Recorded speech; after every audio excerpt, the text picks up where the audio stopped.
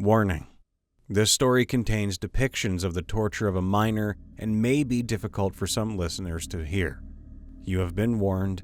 Consider your own safety first.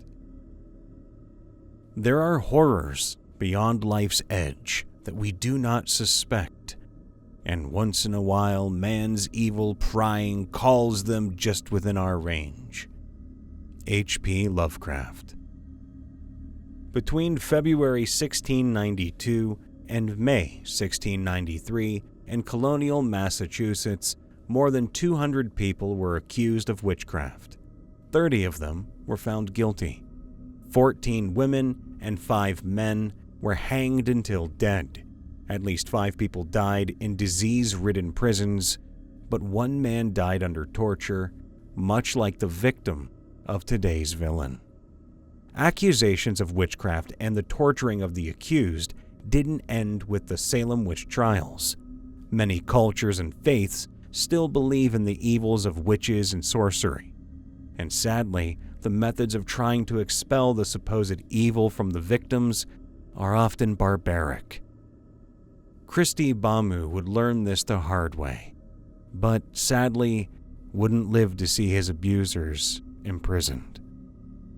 Magali Bamu, Kristy's eldest sister, was born on February 21, 1983, in the Democratic Republic of Congo.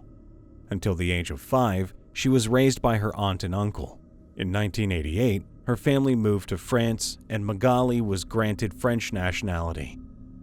Her time in France only made up a handful of years, however, and her family moved around a lot. Magali was often left behind to finish whatever schooling she was doing at the time.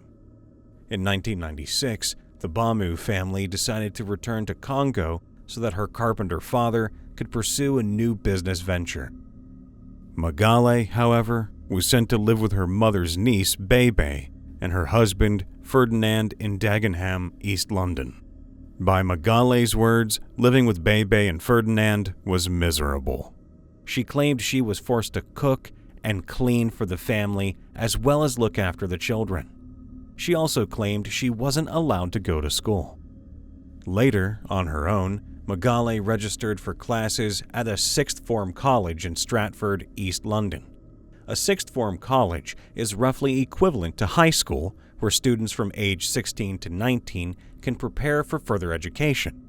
Here, she took courses on literacy, numeracy, and retail. To pay for her bus fare to school, she took work as a housekeeper. After her schooling was complete, she found a job as a receptionist and then later as a dental nurse. It was around this time that a friend introduced her to Eric Bikubi. Eric Bikubi was also born in 1983 in the Democratic Republic of Congo. Sadly, his mother died in childbirth, leaving his gold trader father to raise him. From a very young age, Eric believed in Kindoki. In his native language of Lingala, Kindoki means witchcraft.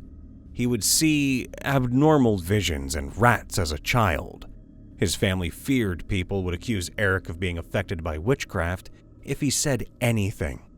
So he was a very isolated child as a result.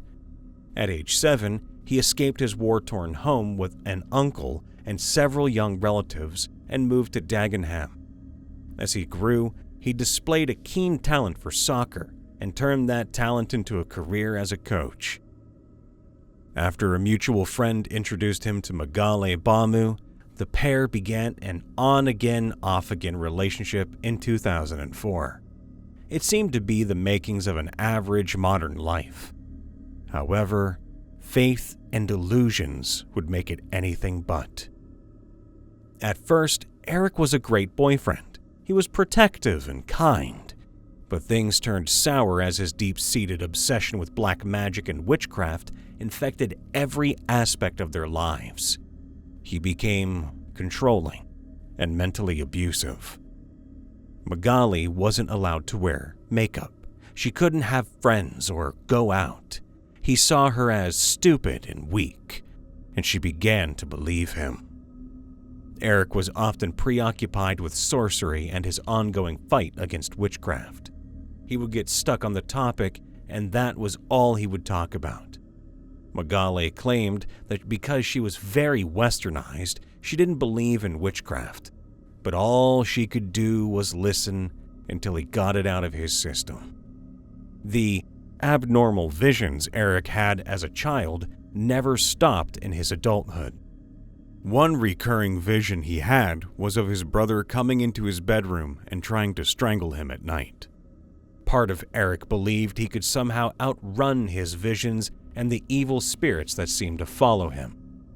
As such, he and Magale moved around a lot. They would hop from place to place in London, including Hackney, Dagenham, Beaconsfield, and Kentish Town, but it never helped. Eric's fear of black magic wasn't just fear, however. He exuded self-importance and claimed to be a chosen one of sorts. He could see the spirit and character of the people around him, and the things he considered indications of evil spirit were often of little or no consequence. In August 2008, 23-year-old Naomi Ilonga stayed with the couple. Eric saw that the young woman chewed her nails, a habit that affects as many as 30% of people, and quickly accused her of Kindoki. For 3 days, Eric forced Naomi to fast and deprived her of sleep while he and Magale prayed over her. To get rid of the evil she supposedly inflicted upon him, he had Magale throw out everything Naomi touched, including clothing, pots, pans, and plates. He also had Naomi consent to cutting her long hair that she was proud of to rid her of evil. Naomi was able to escape before the torture escalated much further by calling her mother to come get her. In 2009, Eric and Magale would separate briefly due to Eric's violent and controlling behavior. Magale would move into a women's shelter after Eric gave her a black eye because she refused his orders to eat food off the floor. Eric eventually convinced Magale to come back by telling her they should get engaged. After this, the pair would move into a flat in Newham, East London. This was where Eric's obsession and delusions would tear their lives apart. In mid-December 2010, Kristy Bamu and his siblings traveled from Paris to London to visit their eldest sister for Christmas. Their parents, Pierre and Jacqueline, would join them later, as work obligations held them back. 15-year-old Kristy considered Eric to be like an uncle, but this honorary family title did not stop the man from turning his delusions on the Bamu siblings. Eric accused Kristy and 2 of his siblings, 20-year-old Kelly and their 11-year-old sister, of bringing Kindoki into his home. Eric and Magale would attack the trio and encourage their 13 and 22-year-old brothers to join in. However, Kristy was singled out all because he wet his pants in fear.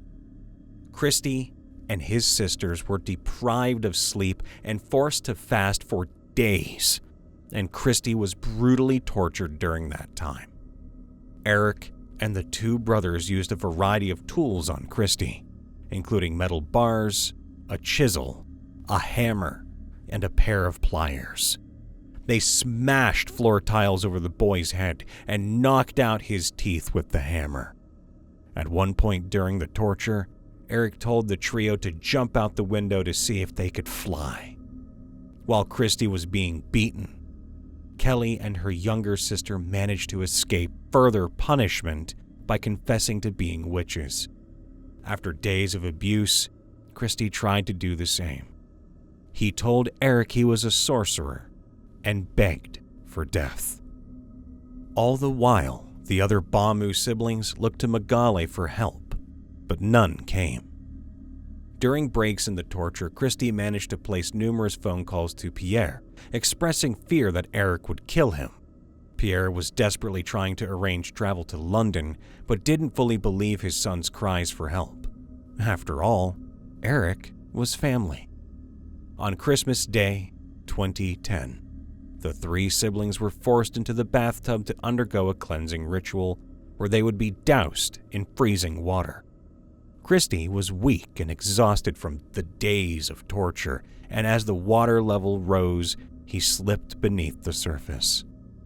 No one tried to help him, and eventually, inevitably, Kristy Bamu drowned.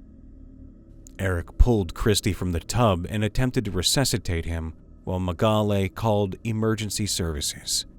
The teenager was dead by the time paramedics arrived. Kristy had over 100 separate wounds on his body, and the cause of death was determined to be a combination of torture and drowning. Around 8 p.m. on Christmas Day, Pierre received the last of multiple phone calls from London. One no parent ever wants to hear. "Dad, we're at the hospital. Kristy is dead." An investigation was launched. During this, neighbors of Eric and Magale were interviewed.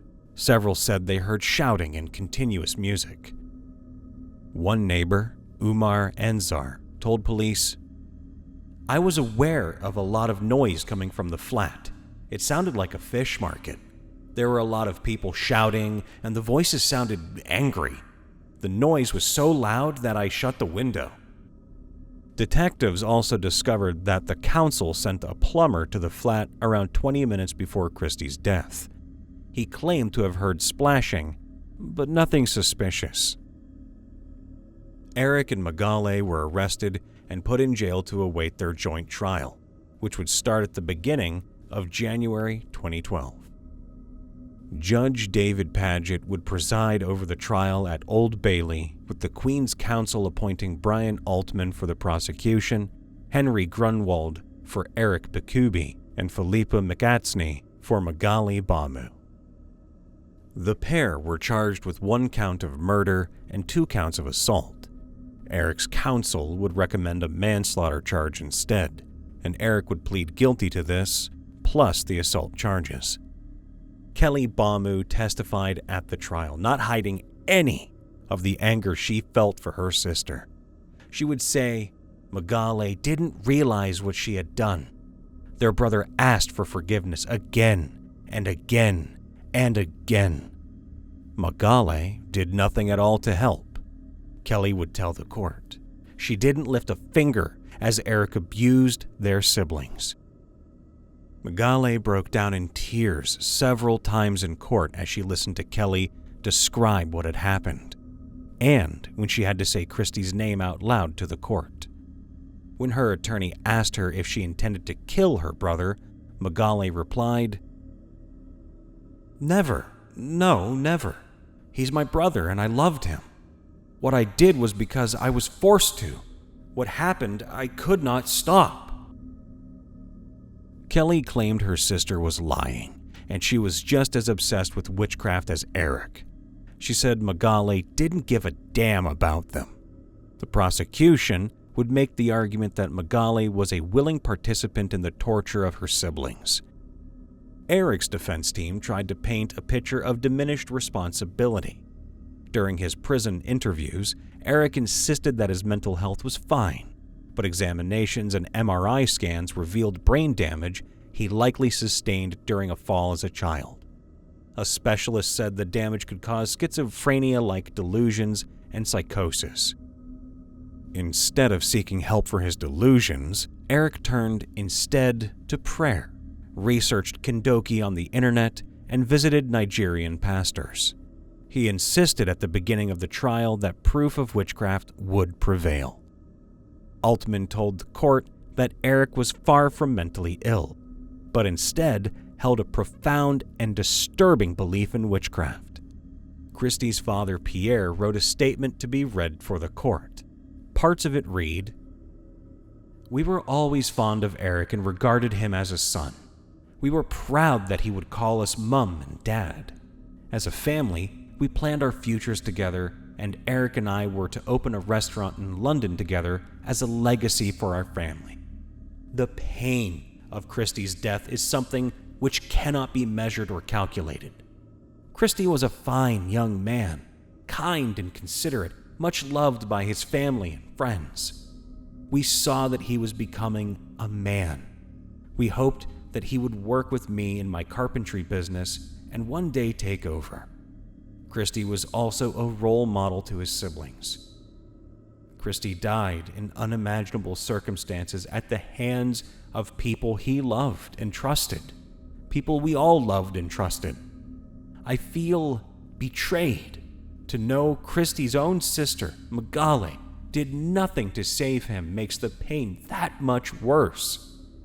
Christmas, a festival of joy, and Jacqueline's birthday will always be scarred by these terrible events. The trial lasted 5 weeks, and at the end, Eric and Magale were found guilty of the murder of Kristy Bamu. During sentencing, Judge Paget addressed the couple. He told Eric he accepted that brain damage may have made him more inclined to believe Kristy was a witch.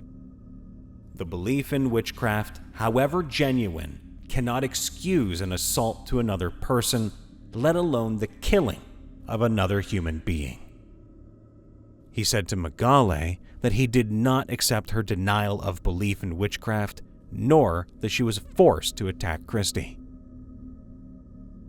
It is only explicable if you shared Eric Bikubi's belief. It provides some explanation for what happened, but it does not excuse it.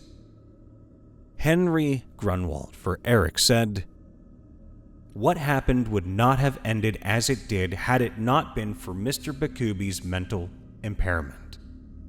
Eric Bikubi was sentenced to a minimum of 30 years in prison.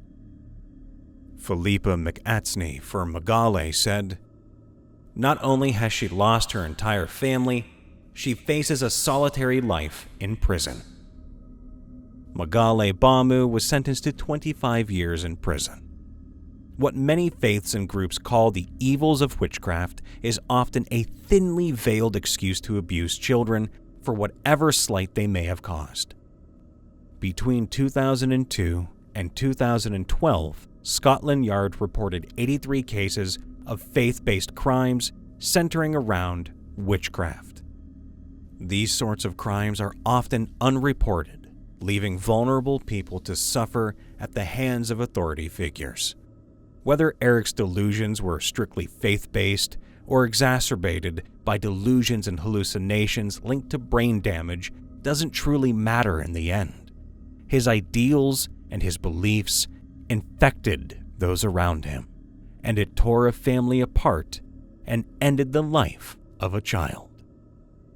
As always, we here at Villains with Vaughn wish to thank you for tuning in every other Wednesday to listen to our podcast.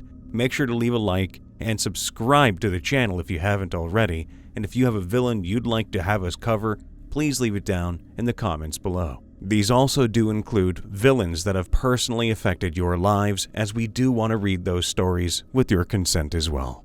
Please be safe, and we'll see you next time.